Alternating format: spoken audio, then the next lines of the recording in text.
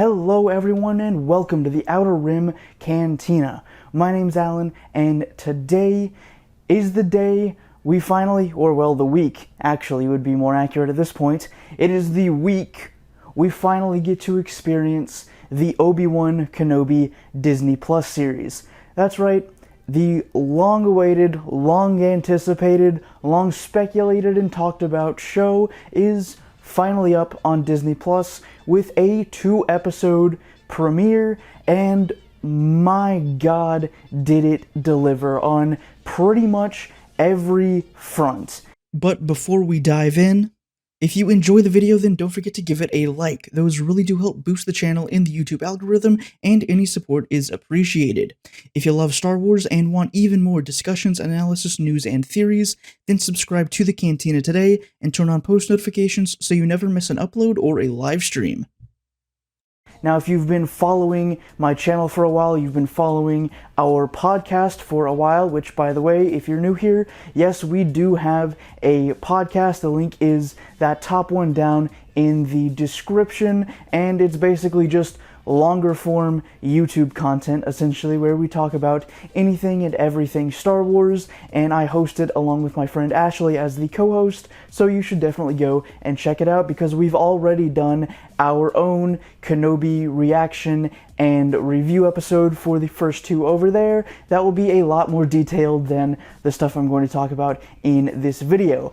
But anyways, the premiere of Obi-Wan Kenobi was absolutely fantastic. Like I said, it knocked it out of the park on virtually every front. And coming from somebody that really wasn't excited at all for a series focused on Obi-Wan Kenobi, it did a really good job at actually making me excited to see where the story is going to go, to see where Kenobi is going to go throughout the next 4 episodes, because there's going to be 6 in total, although Ewan McGregor may or may not have teased additional episodes, or maybe even a season 2 at Celebration, where he said something like, Guys, thank you so much. Thank you so much. It was amazing watching the first 2 episodes with you the other night. I hope you love episode 3, and then 4 and 5 and 6, and 7 and 8 and 9 and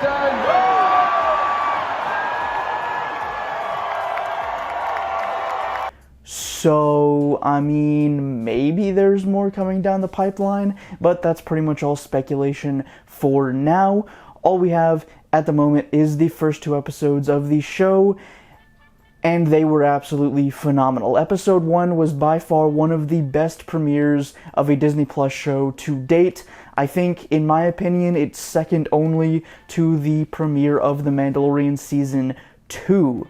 And I was pleasantly surprised all the way around by the plot and the setting, and I mean even the characters, despite my initial hesitation of getting a series just focused on Obi-Wan Kenobi, because I've said in previous videos that, the whole concept just didn't really excite me very much, because, what could he really do being stuck on Tatooine for 20 years just waiting for Luke to grow up and become a Jedi, which we see in A New Hope? So, I had my expectations very, very low, and by that I mean I didn't have any expectations at all. I didn't really care what direction this show ended up taking, whether it was going to be great, whether it was going to be terrible. Didn't really matter to me because I wasn't all of that excited. But the premiere absolutely changed my tune. Somehow they managed to make the series where a lot of people thought nothing new was going to happen. We weren't going to leave Tatooine. There wasn't going to be very many new characters. It was going to be mostly relying on references and flashbacks and really just kind of highlighting the prequels, maybe the Clone Wars, pretty much all the stuff that's come before it, instead of really doing anything new or unique. But oh my god, they absolutely flipped that on its head. There is so much new stuff in this show, and I'm just so excited for it. but I could rant and rave all day about how absolutely excited I am for the rest of the show. But that is a story and a video for another time, and actually, we already did that over on the podcast, so you should definitely go and listen if you aren't already. Again, first link down in the description, definitely go check it out. But anyways, as for episode 1 specifically, some of my favorite highlights were definitely getting to see the live-action Order 66 scene, and not only did we get another Order 66 scene, which we were already surprised to get one in the Book of Boba Fett just a few months ago, but we also got an Order 66 scene with practical clone troopers. And this is the first time that we've ever gotten actual, real, physical, practical clone troopers in a Star Wars project before. They weren't CGI, they were actual actors wearing actual armor, doing all of the stunts, and it was just incredible to see that. Now, my one big gripe about episode 1, and this is something that really took me out of the show for, well, not for very long, but it was kind of weird to have it open with this really strong scene, really set the tone for the rest of the show. But then for some reason, even though they had the practical clone troopers, they didn't weather the armor at all. They did absolutely no matching to the original Episode 3 clones, or even the clones we saw in the Order 66 flashback in Book of Boba Fett.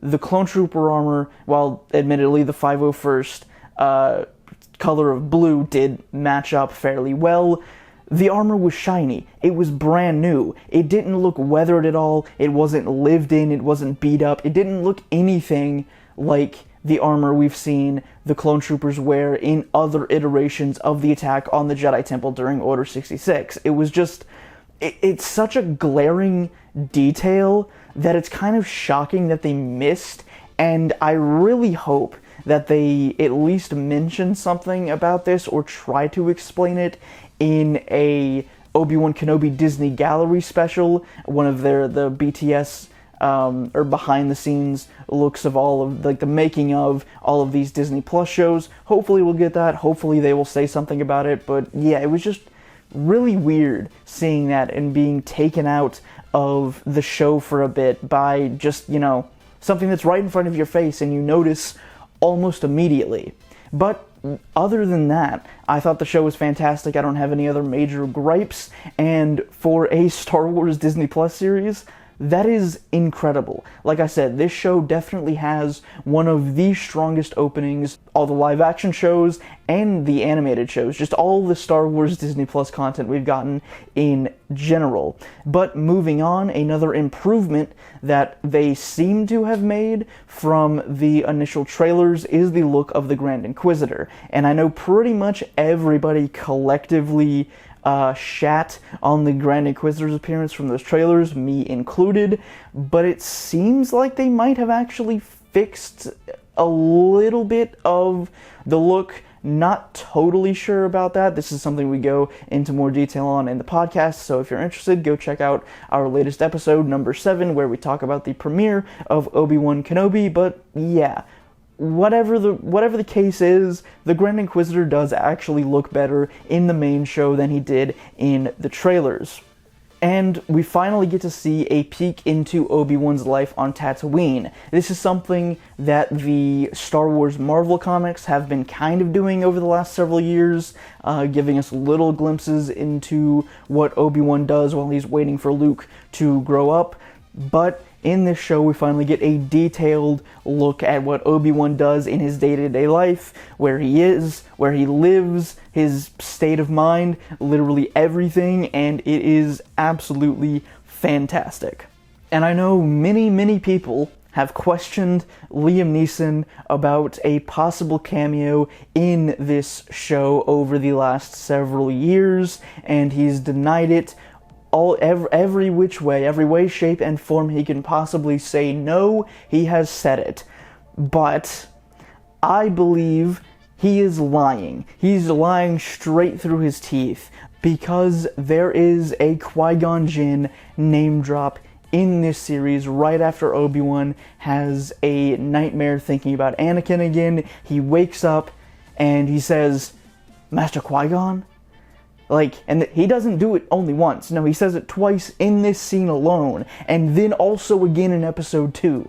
So, you can't just bring up Qui-Gon like this and then not have him show up in some capacity at some other point in the show. You just can't do that. So, I really think Liam Neeson is just lying through his teeth, and I really hope he is. But in addition to me getting fed with Qui-Gon Jinn content, or crumbs of Qui-Gon Jinn content, I should say, we also got some fantastic Baby Leia content.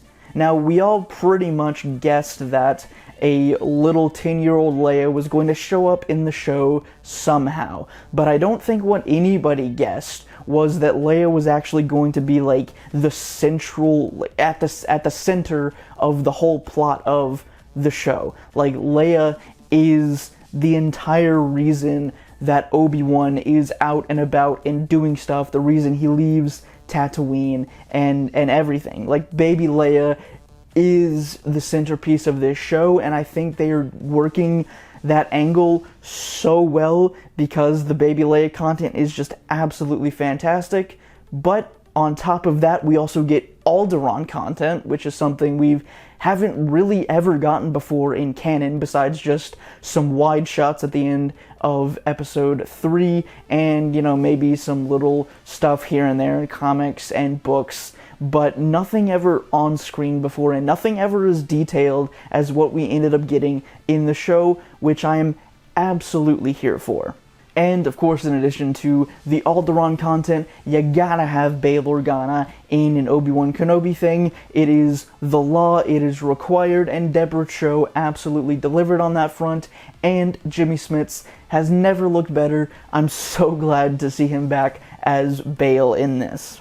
And then, of course, to top it all off with the amazing character content, we get some Owen Lars content. And again, this is something I've said repeatedly over the last several years now, but I absolutely love the direction they're taking Owen Lars in, where they've taken him from just a character that exists as a plot device for Luke Skywalker's story to actually putting him at the forefront of these events and making him fully aware of what's going on and fully aware of the stakes when he chose to take in Luke and raise him as his own child. And this show has just absolutely delivered on the Owen Lars front. But moving on to episode 2, we start off immediately by getting to see a brand new planet. In the show where nobody thought we were going to get to see any planets besides Tatooine, we get to see more of Alderaan than we've ever seen before, and now we get a brand new planet, and Daiyu is looking absolutely phenomenal. It is probably my new favorite Star Wars planet, just because out of all the ones that have been explored in the live-action Disney Plus series as of now, Daiyu seems to be the one that feels the most like Star Wars to me, and I think that just comes down to how much fun the creature department had at making all of these weird and new and different aliens that live and exist in the background of Daiyu, and you just have signs everywhere, everything written in Arabesh. The world itself feels lived in, it feels alive, it feels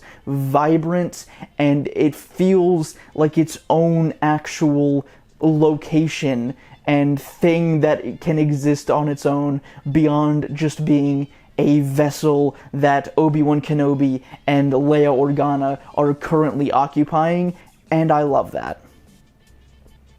And then, of course, as I said, we get a second Qui-Gon mention in this episode, and if we get a third Qui-Gon mention this week, I will absolutely be losing my mind.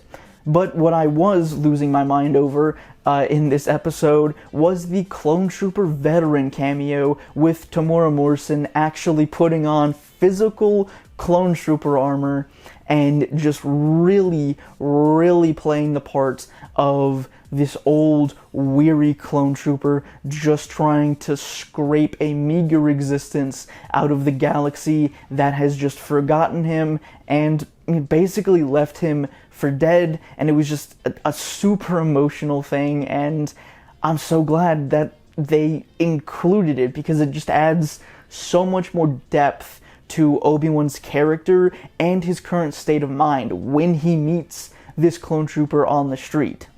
But after that, we get introduced to another brand new character besides Reva in the Inquisitorius, and that is a guy named Haja Estri. And I think he's absolutely fantastic. I think there is a lot more going on with his character than they have let on in... I think there is a lot more going on with this character than they've let on in this episode, and I feel like, and I hope, that we will be seeing more of him as the series progresses, because he's definitely one of the highlights of the episode and of the series so far. And then, of course, in episode 2, Obi-Wan and Leia finally meet one another, and we finally get to see some of those interactions and how they're kind of building this connection that Leia calls on, 10 years later when A New Hope happens, when she needs his help. So that's always amazing to see. And in addition to that, we get some more Inquisitor drama, we get some more mystery with Reva's character, which, by the way, Reva is fantastic. She's mysterious, she's intriguing, and every single scene that she's in, I just want to know more and more about her character, because she's so different from any of the other Inquisitors. Just in the way she acts, she dials the bad guy meter up to 11 to the point of it literally annoying the other Inquisitors. So I want to know what's going on with her. And of course, me and Ashley, we both have our theories on Reva, and if you're interested in learning about those, again, check out the podcast, first link down in the description.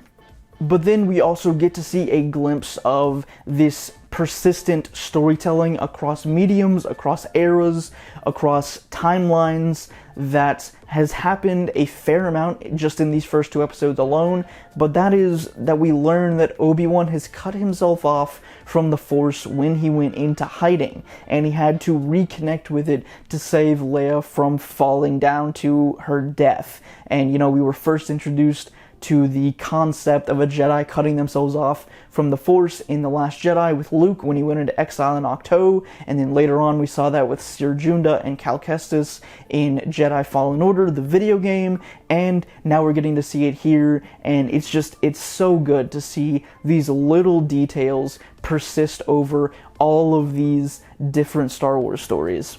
And we also get a mention of another possibly new planet that they're going to go to, maybe in episode 3, which is Mapuzo. And I don't believe that this planet has been mentioned in any other content before now. So hopefully it's a new planet. And I mean, if it is, then I'm just going to be completely mind blown about why the show where we thought was not going to leave Tatooine is now giving us all of these new planets and locations that literally any other live-action Star Wars show so far should have been doing. But hey, I mean, I'm going to take what I can get, honestly, just as long as we get off Tatooine, because I'm so sick of it. But then, of course, episode 2 ends off with the shot of Darth Vader in the Bacta tank, setting up a big old mystery, and of course a big old bad guy for episode 3 and beyond. And those were some of my favorite highlights from the first 2 episodes of the series premiere. And if I had to give these a rating, I would give episode 1 a 9 out of 10. Would be 10 out of 10, but the whole clone trooper thing with the whole Order 6060 in the beginning just really threw me for a loop and just really took me out of the show for a while, so gonna have to knock it for that. But for episode 2, I'm gonna give it a 10 out of 10 because it was absolutely perfect Star Wars in every single way, and despite it being about legacy characters and legacy stories, essentially, it still managed to deliver a plethora of new content, which I always love to see. But that's where I'm going to wrap things up. As always, I would love to know what you guys think of the first 2 episodes of Obi-Wan Kenobi down in the description below. And again, if you're interested in more Outer Rim Cantina content, more long-form content, you like listening to podcasts, then you should definitely check out the Outer Rim Cantina Podcast. That first link in the description down below. And if you want more daily Outer Rim Cantina content, you can follow me on Twitter at Outer Rim Can and Instagram at Outer Rim Cantina. That's all the time I've got for today. I hope to see you back here in the Cantina next time for another Star Wars video. Until then, may the Force be with you.